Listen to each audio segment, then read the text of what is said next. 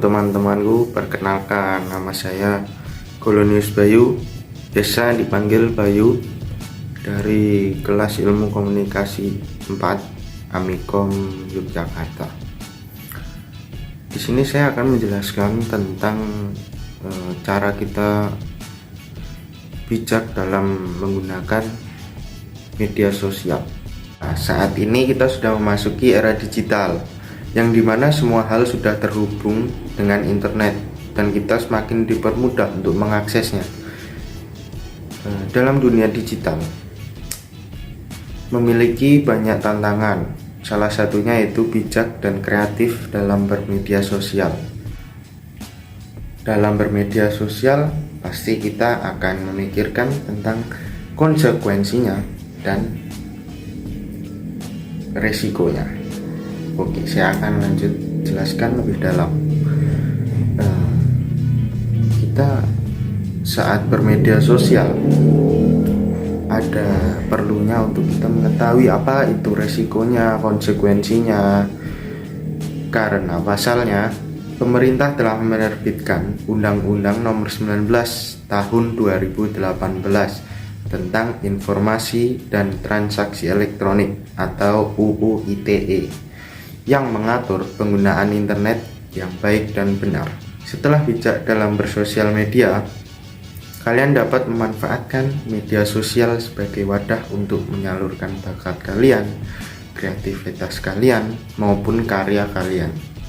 Nah, karya ini atau kreativitas ini dapat kalian salurkan dengan video, foto, atau mungkin tulisan, cerita, gambar, dan masih banyak lagi. Nah, kreativitas yang kalian bagikan melalui media sosial ini harus memiliki nilai tambahan agar kalian bisa dikenal oleh banyak orang dan mungkin mendapatkan keuntungan berupa finansial dari media tersebut. Untuk selanjutnya saya akan menjelaskan bagaimana cara kita bijak dalam bermedia sosial.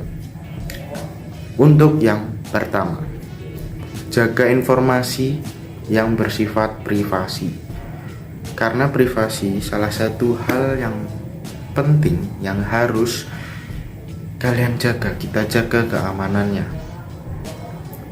Terutama bagi kamu yang selalu menggunakan medsos atau media sosial, harus berhati-hati dalam membagikan informasi yang bersifat privasi, seperti contohnya nama lengkap, kemudian email, nomor handphone, nomor rekening, bahkan alamat tempat tinggal kalian. Harus berhati-hati dan terjaga privasinya.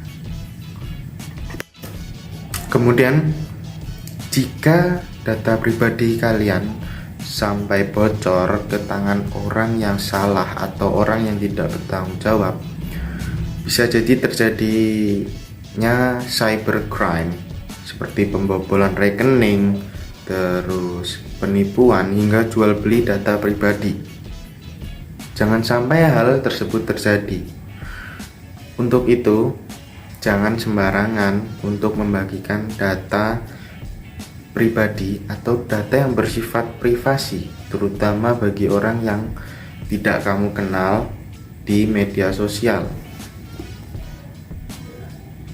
Cara yang kedua yaitu pentingnya menjaga etika dalam bermedia sosial.